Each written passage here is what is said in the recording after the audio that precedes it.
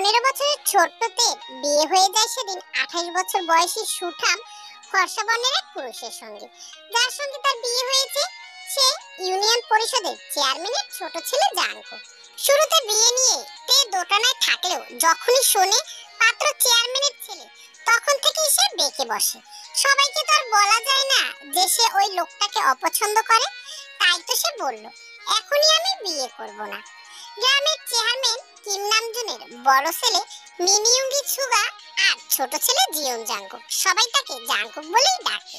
চেয়ারম্যানের বড় ছেলে ধীর প্রবাহিত নদীর মতোই শান্ত আর নির্মল, কিন্তু ছোট ছেলেটা বেতাল স্বভাবের।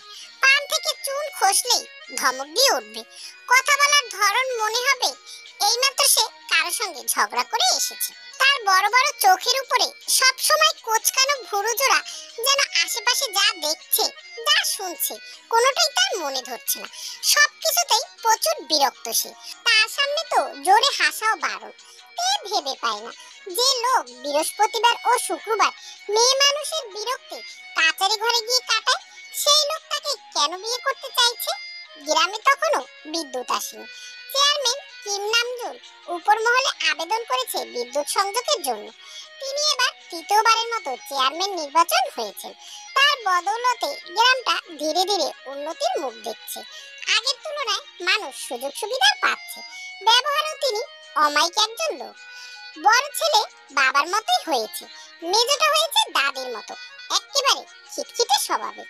গ্রামে বিদ্যুৎ না থাকায় প্রতি ঘরে কূপবাতি ব্যবহার করে। তবে চেয়ারম্যান বাড়িতে তখন ব্যাটারি অ্যান্টেনা দিয়ে টিভি চলে। সেই টিভিতে সিডি চালিয়ে সিনেমা দেখানো হয়। প্রতি বৃহস্পতিবার ও শুক্রবার সিনেমা দেখার জন্য সবাই মুখিয়ে থাকে। ওই দুদিন দুপুরে চেয়ারম্যান বাড়িতে যেন উৎসবের আমেজ। ছোট বড় বৃদ্ধ সবাই চলে আসে সিনেমা দেখতে। আর যেদিন নায়ক রুবেলের সিনেমা থাকে সেদিন তো কথাই নেই। যদিও চেয়ারম্যান কিম নামজুন এসব সিনেমা টিনেমা পছন্দ করেন না, তবে ছেলে মেয়েদের মুখের দিকে তাকিয়ে কিছু বলেন না।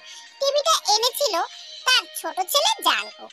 বড় ছেলে মেট্রিক পাশের পর বাপের সাথে রাজনীতিতে যুক্ত হয়, কিন্তু জাঙ্কুক জাহাঙ্গীরনগর বিশ্ববিদ্যালয় ইংলিশ বিভাগ থেকে পড়াশোনা শেষ করেছে। স্বভাবে জাঙ্কুক কাঠখোট্টা হলেও এলাকায় বেশ পরিচিতি তার। আর হবেই বা না কেন, পুরো গ্রামে বিশ্ববিদ্যালয়ের ছাত্র হাতে গোনা মাত্র 3-4 জন, তার মধ্যে জাঙ্কুকও একজন। তার উপর আবার চেয়ারম্যানের ছেলে, যে কোনো বিচার নালিশে তার কদর একটু বেশি।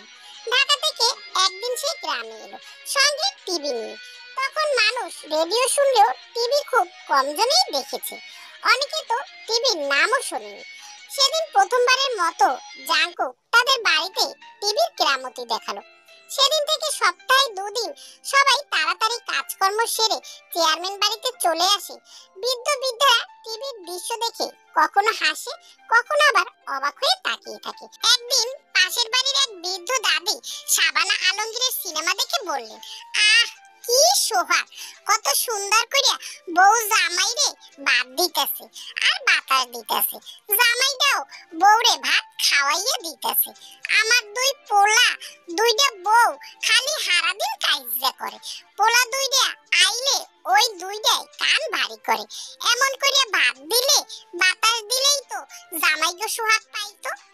পাশেই তার ছেলে আর ছেলের বউ বসা ছিল। দাদির কথায় তারা লজ্জায় মরি মরি অবস্থা, না পারে কিছু বলতে, না পারে সহ্য করতে। ছেলেরা বারবার ইশারায় থামতে বলছিল, কিন্তু তিনি তো শুনছিলেন না। আরেকদিন এক বৃদ্ধ শাবানা সালমান শাহর গানের রোমান্টিক দৃশ্য দেখে বলল, ওই মাইয়া তোমার শরম করে না, জামাইয়ের লগে পিরিত করবা করো, তাই বললে এমন করিয়া নাচতাছো কেন, আবার মাইনসেরও দেখাইতাছো। এই কথা শুনে উপস্থিত কিশোর কিশোরীরা খিলখিল করে হেসে উঠল। আসলে সহজ সরল মানুষ তো এসব বোঝে না। তারা ভাবে তারা কথা বললে টিভির মানুষগুলো শুনবে। চেয়ারম্যান সাহেব সবার সুবিধার জন্য টিভিটা ওনাদের বড় হলরুমে এনে দিয়েছে, যাতে গাদাগাদি করে বসতে না হয়। চেয়ারম্যানের বউ পাটি বিছিয়ে দেন। যারা পাটিতে জায়গা পায় না তারা নিজেদের জুতার উপরে বসে পড়ে, পাছে আবার চুরি না হয়ে যায়। যদিও এখন গ্রামে কয়েকটি ঘরে টিভি আছে, তবুও চেয়ারম্যান বাড়িতে ভিড় বেশি, কারণ এখানের কেউ অবহেলা হয় না। তে তখন সবে 4র্থ শ্রেণীতে পড়ে। তাদের বাড়ি থেকে দক্ষিণে 5 মিনিট হাঁটলেই চেয়ারম্যান বাড়ি। সর্বপ্রথম টিভি দেখতে গিয়েছিল ওর বড় ভাই, চাচাতো, বড় বোন সহ আরো অনেকে মিলে। হঠাৎ একদিন বড় ভাই বোগাম এসে সবাইকে বলল দুপুরে চেয়ারম্যান বাড়িতে নিয়ে যাবে সবাইকে। কারণ জিজ্ঞাসা করতেই জানালো জাঙ্কুক ভাই শহর থেকে টিভি আনছে। রেডিও শোনার যুগ থেকে মানুষ এবার দেখার যুগে প্রবেশ করতে যাচ্ছে। এই উল্লাস যেন সবার মধ্যেই ছড়িয়ে পড়লো মুহূর্তে। সেদিন থেকে তের নেশা হয়ে গেল টিভি দেখার প্রতি। সিনেমা দেখার দিন মায়ের চোখ ফাঁকি দিয়ে বান্ধবীকে নিয়ে চলে যেত এবং বাড়ি ফিরে মায়ের একগাদা বকুনি খেত। ভাই যদিও হালকা বকা দিত, তবে কঠোর হতো না। সে নিজেও তো আগে দেখতো, এমনকি এখনো দেখে সময় সুযোগ পেলে। আগে চাচাতো বোন জেনির সঙ্গে যেত তে, কিন্তু জেনির বিয়ে হয়েছে তার বড় ভাইয়ের সঙ্গে। এখন সে অন্তঃসত্ত্বা, তাই আর যেতে পারে না। গত 2 সপ্তাহ ধরে তে টিভি দেখতে যায় না। তার কারণ ওই বজ্জাত চাঁদ আগে বেশিরভাগ সময় শহরে থাকতো, এখন গ্রামে এসে আর যাওয়ার নাম নেই। লোকটা শুধু শুধু তেকে ধমকায়। আগে থেকেই 2 চোখের কাটা ছিল, আর সেদিন ধমক শুনে তো তের রাগ চরমে।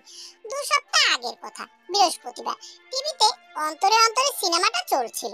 সিনেমাটাতে খুব পছন্দের, বিশেষ করে গানগুলো।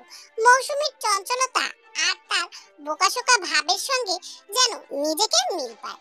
সেদিন বিকেলে সিনেমাটা দেখে বাড়ি ফিরছিল সে আর জিমিনা। পরনে তার শুভ্র রঙের স্কার্ট আর কাঁচা হলুদ রঙের ফতুয়া, সাথে মাথায় ওড়না পেঁচানো। ঠিক তখনই সামনে এসে দাঁড়ালো ইয়োনো। সে এক পলকে তের দিকে তাকিয়ে জিমিনাকে বলল, জিমিনা তুমি যাও, তের সাথে আমার কথা আছে। তে কিছুটা ভয় এবং দ্বিধাগ্রস্তে জিমিনার হাত চেপে ধরল না যাওয়ার জন্য। তা দেখে ইয়োনো মৃদু হেসে বলল, ভয় পেও না তে, জিমিনা তোমায় রেখে যাবে না, বরং ও কিছুটা সামনে গিয়ে দাঁড়াবে। আমায় ভয় পাওয়ার কিছু নেই। তে উজ্জ্বল শ্যামবর্ণের মুখশ্রীতে তখন লাজের আভা। সিনেমা দেখার সময় ইয়োনো ভাই টিভির দিকে তাকিয়ে থাকার মাঝে মাঝে আর চোখে তার দিকে তাকায়, আবার মাঝে মধ্যে সরাসরিও তাকায়। তখন সে কি লজ্জা পায়। সমবয়সীরা তো মাঝে মাঝে এ নিয়ে তেকে খেপাতেও ভোলে না। কথা অনুযায়ী জিমিনা কিছুটা সামনে গিয়ে দাঁড়ালো। সূর্যমামা পশ্চিম আকাশে হেলে পড়েছে। মানুষের আনাগোনা এখন না থাকলেও কিছু সময় পরেই কৃষকরা ক্ষেত থেকে বাড়িতে ফিরবে এই রাস্তায়। তাই ইয়োনো তাড়াতাড়ি বলল, জানো তে, তুমি না দেখতে অনেকটা মৌসুমীর মতো। আজকে সিনেমায় দেখলে না মৌসুমী কেমন সালমার সাথে প্রেম জাগিয়েছে, তেমনি তুমিও আমার মনে প্রেমের বীজ। কথাটুকু শেষ করতে পারলো না ইয়োনো। কিছুটা দূরে ভ্যানের উপরে বসে থাকা লোকটাকে দেখে কথা গলাতেই আটকে রইল। ইতিমধ্যে জিমিন রাস্তার পাশে প্রকাণ্ড চড়ুই গাছের আড়ালে লুকিয়ে পড়েছে। এই লজ্জারাঙা মুখ এতক্ষণে নিচে তাকিয়েছিল। ইয়োনোকে থেমে যেতে দেখে মুখ উঁচিয়ে তাকালো সে। দৃষ্টি অনুসরণ করে পিছু ফিরতেই দেখলো একটা ভ্যান একদম কাছে এসে দাঁড়িয়েছে। মুহূর্তেই ওর চোখ মুখে ভয় ছড়িয়ে পড়লো। এই লোকটাকে আজকেই আসতে হলো, তাও আবার এই সময়। ইয়োনো ইতস্তত বোধ করছিল। মনে মনে আশঙ্কা জন্ম নিল, জাঙ্কুক যদি কিছু বলে বসে। মাঝ রাস্তায় একটা মেয়ের সঙ্গে দাঁড়িয়ে কথা বলায় যদি প্রশ্ন তোলে। ঠিক তাই হলো। জাঙ্কুকের গলা থেকে বেরিয়ে এলো শান্ত গম্ভীর অথচ শিরশিরে শীতল কণ্ঠস্বর, তোমাকে তো ভালো ছেলেই ভাবতাম। এই নির্জন রাস্তায় দাঁড়িয়ে কথা বলার মতো সম্পর্ক তো তোমাদের মধ্যে নেই। তাহলে আমার জায়গায় যদি অন্য কেউ এসে পড়তো, ঘটনা যে মুহূর্তেই পুরো গ্রাম ছড়িয়ে পড়তো। তা কি জানো, ওর বাবা মুন্সি মানুষ, সমাজে তার কতটা সম্মান সেটা কি বুঝতে পারছো? কয়েকদিন আগে তোমার কাকাতো বোন স্কুল থেকে এক ছেলের সঙ্গে বাড়ি ফিরছিল। তারপর কি হলো, 1 সপ্তাহের মধ্যে তার বিয়ে দিতে হলো। ইউনো ধীর কণ্ঠস্বরে বলল, ছেলেটার বন্ধু ছিল, এক ক্লাসে পড়তো, পাশাপাশি বাড়ি।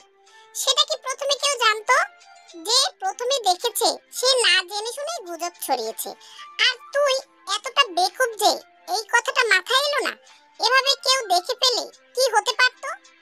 তে মিনমিনি বলল, উনি তো দাঁড় করালেন। দাঁড় করালেই দাঁড়াবি? কই, আমি তো দেখলাম না।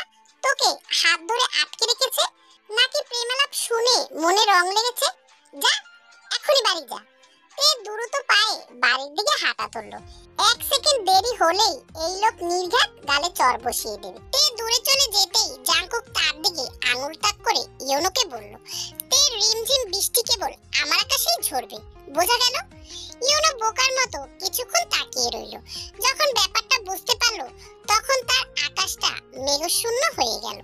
বর্ষাকালে উত্তরে মেঘ যেমন দক্ষিণে সরে যায়, তেমনি ইয়োনোর আকাশের মেঘ এখন জাংকুকের আকাশে ভিড় করছে। তে কি তাহলে জাংকুক আগে থেকেই পছন্দ করে? এই ভেবে ইয়োনোর মন ভারী হয়ে গেল।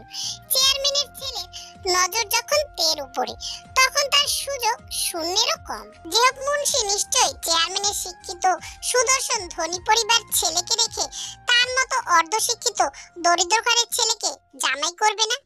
তবে একটা স্বস্তি পেল, এই ভেবে যে প্রেমটা হয়নি, না হলে তো আরো বেশি কষ্ট পেতে হতো। জাংকুকের দিকে তাকিয়ে সে বলল, জি আচ্ছা। তারপরে উল্টো পথে হাঁটা ধরলো। অপরদিকে জাংকুক মনে মনে তৃপ্তি অনুভব করলো। ঠিক সময় এসে সবকিছু নিজের নিয়ন্ত্রণে নিতে পেরেছে বলে। ঠিক পরক্ষণেই তার ভুরু কুঁচকে গেল, চোখ মুখ কঠিন হয়ে উঠল। তের সাহস এত বাড়লো কি করে?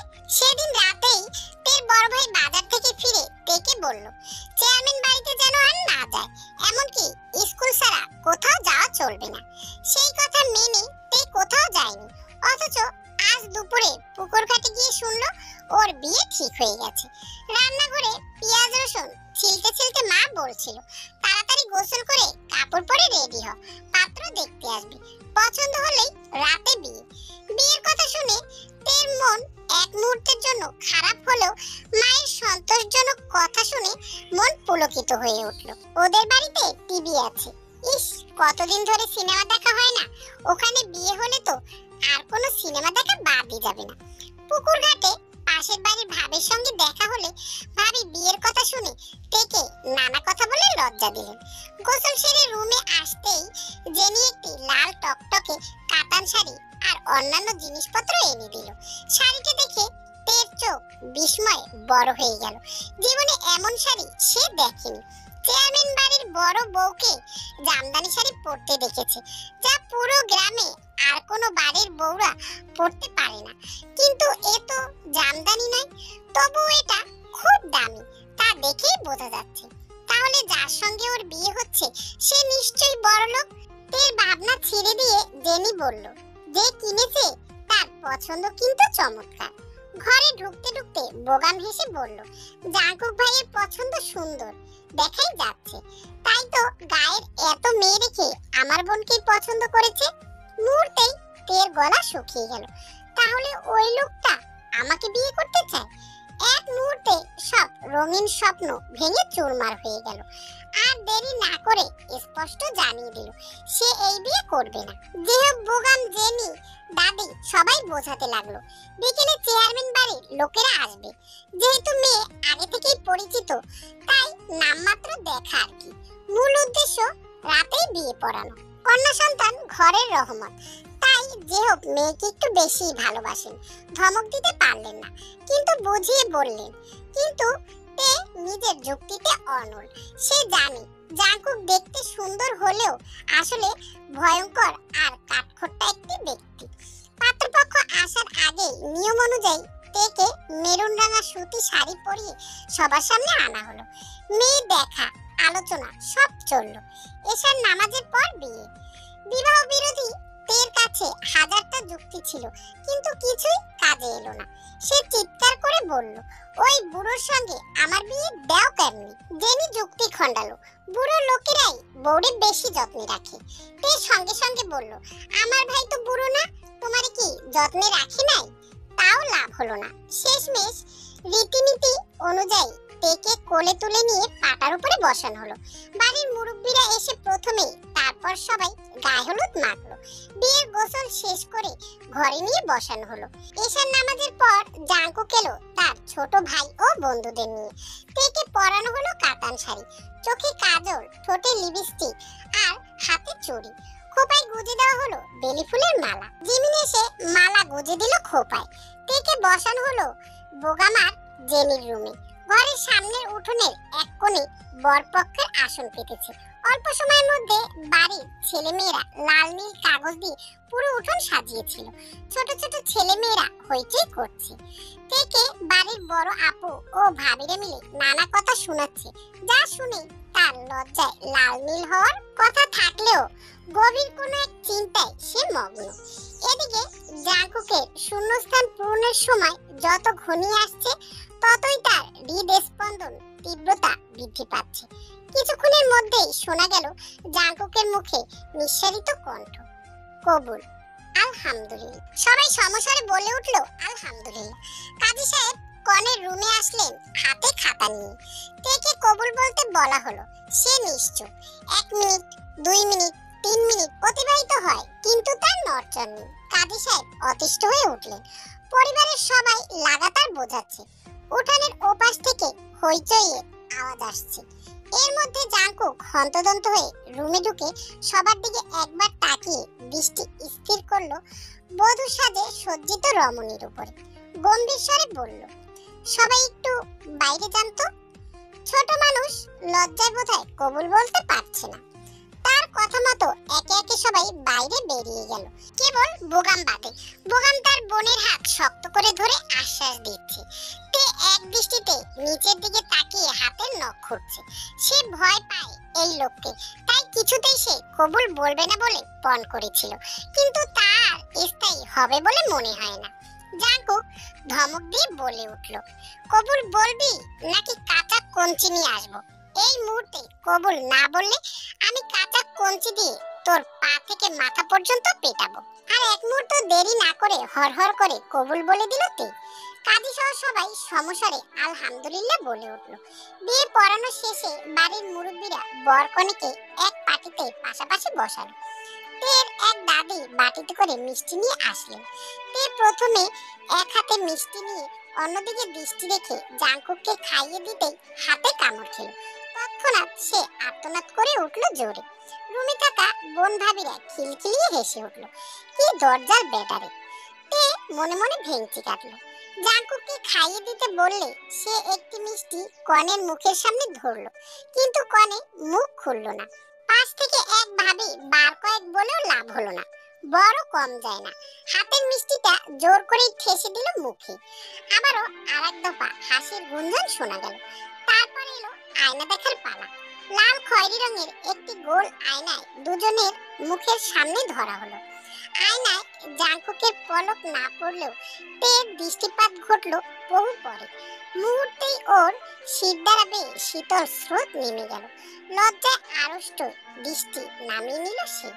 বাড়ির বরেনা মিলে বরের পাঞ্জাবির কোনার সাথে কনের কন্যাটি গিট দিয়ে টাকা আদায় করল। তারপর খাওয়া দাওয়া সেরে উঠতেই রাত অনেক পেরিয়ে গেল। কনে বিদায়ে কান্নার তোপে জ্ঞান হারালো তে। যে হোক, অজ্ঞান মেয়ের হাতটা জাঙ্কুকের হাতে তুলে দিয়ে বলল, আমার কলিজাটা তোমার হাতে তুলে দিলাম বাবা, ভালোবাসা দিয়া আগলাই রেখো।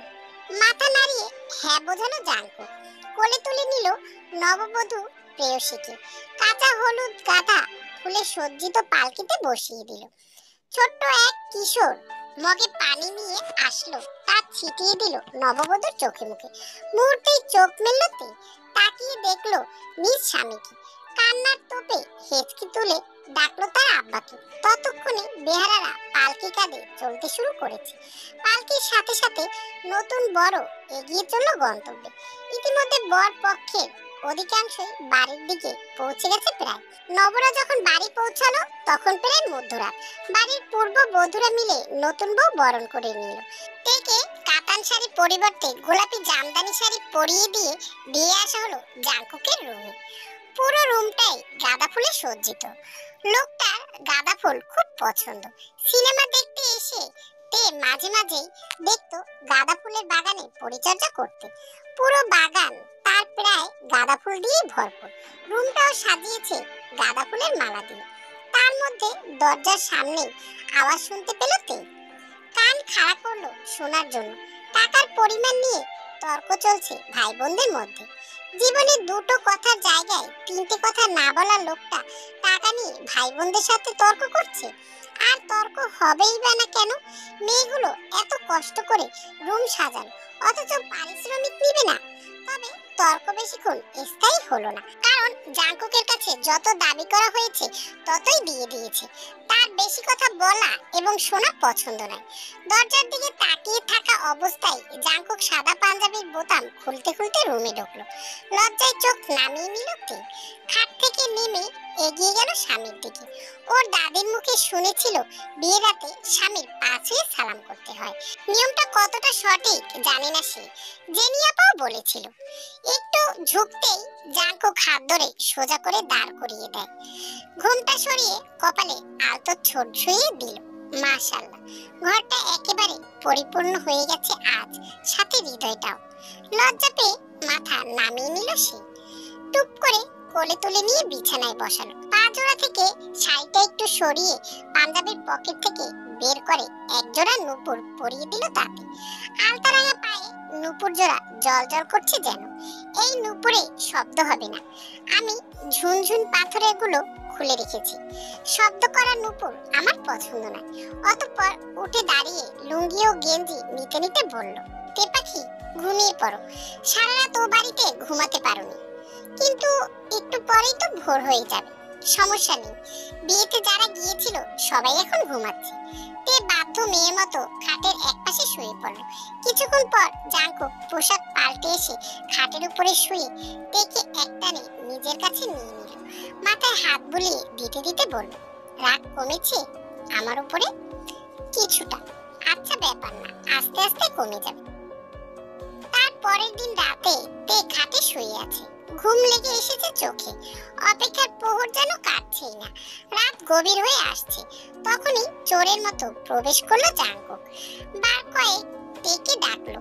ঘুমে মেয়েটার হুঁশ নেই, শুধু হুম হুম করছে। উপায় না পেয়ে তাকে পাজা কোলে তুলে নিল জাংকুক। আস্তে আস্তে দরজা খুলে বাইরে বেরিয়ে সোজা চলে এলো ওদের বাড়ির দক্ষিণে বড় পুকুরে শান বাঁধানো ঘাটে। তেকে আস্তে করে পাশে বসিয়ে পা ডোবালো পানিতে। একটু উপর হয়ে হাতে পানি নিয়ে ছিটিয়ে দিল তীর মুখে। তৎক্ষণাৎ তার চোখের ঘুম ছুটে গেল। চোখ মেলে দেখলো প্রকৃতির স্নিগ্ধময়ী অপার গভীর সৌন্দর্য। আকাশের বিশাল আকার রুটির মতো গোল চাঁদটা যেন যৌবন ভরা যুবতীর মতো সমস্ত সৌন্দর্য ধমনীর নামে উৎসর্গ করছে। তে একটু নিচে তাকিয়ে দেখলো একটা চাঁদ না, স্বচ্ছ টলমলে পানিতে আরেকটাও রয়েছে। পুরো পুকুর জুড়ে ফুটে রয়েছে লাল টকটকে শাপলা ফুল। এত এত লালচে সমারোহে পানিতে থাকা প্রতিবিম্ব চাঁদটা যেন এক অন্যরকম উচ্ছ্বাসতা ছড়িয়েছে। দক্ষিণা বাতাসে ভেসে আছে সুবাসিত বাতাবি লেবুর সুরভি। বাতাবি লেবু গাছটার সাথে একটা শিউলি গাছও আছে। সিনেমা দেখতে দেখতে যার তলা থেকে সে ফুল কুড়াতো। বাতাবি লেবু ও শিউলির মিশ্রিত একটি ঘ্রাণ নাকে এসে ঠেকছে। প্রকৃতির কত সৌন্দর্য সে দেখেছে, এমনকি দিনের বেলাতেও এই পুকুর ঘাটে এসেছে, কিন্তু রাতের এই অপার সৌন্দর্য দেখার সৌভাগ্য তার হয়নি। অথচ ওপাশেই বসা সুপুরুষটির কাছে সমস্ত সৌন্দর্য যেন ফিকে লাগছে। এক মনে তাকিয়ে আছে তার প্রিয় নারীর পানে।